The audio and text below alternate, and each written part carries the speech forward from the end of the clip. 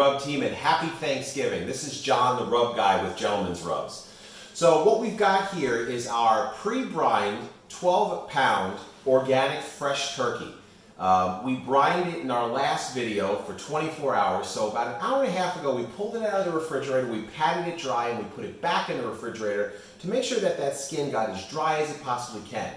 What that's going to allow you to do is once you're in the smoker, it's going to allow that skin to crisp up. So a few things that we've got to do before we get it onto the smoker. I've got some aromatics here, so I've got some green apple, I've got some celery, I've got some onion, and I've got a little bit of sage.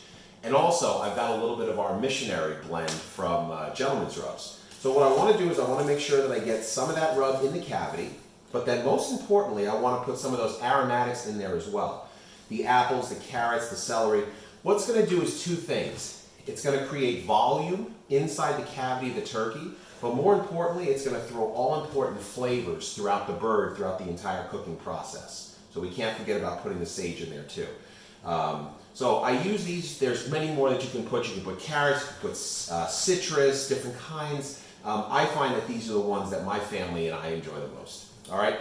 So once we got that cavity nicely stuffed, what we're going to be looking to do is kind of adding a little bit of color to the overall bird itself.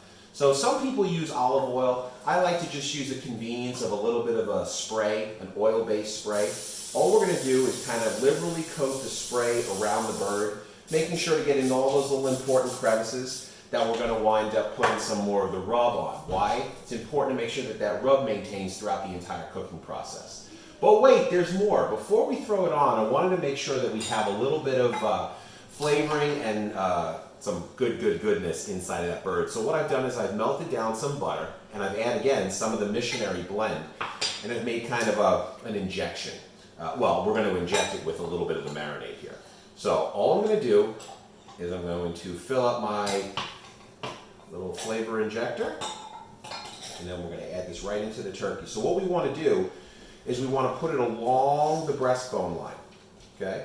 We don't want to put too much in there, but we want to just put enough so that when we start slicing into the bird, we're going to have a little bit of great flavor that's coming out, okay?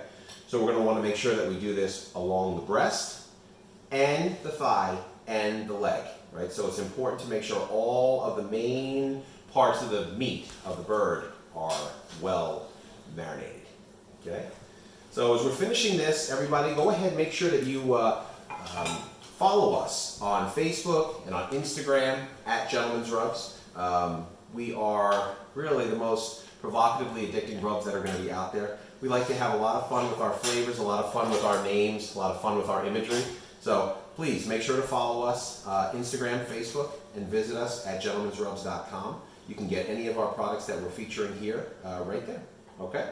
So we've gone ahead and we've completed the injection process. Now, most important part for the rub guy is the rub. So what we want to do is we want to put a liberal amount of the Gentleman's Rubs missionary blend right on top of the turkey. We want to make sure that we fill it in on all the cracks and crevices. We want to make sure that we get it down in the wings, that we get it down through the legs, through the thighs. You don't have to worry about putting too much of this on, but you know, I say that, but then I also want to make sure that you know that our rub does have some brown sugar in it.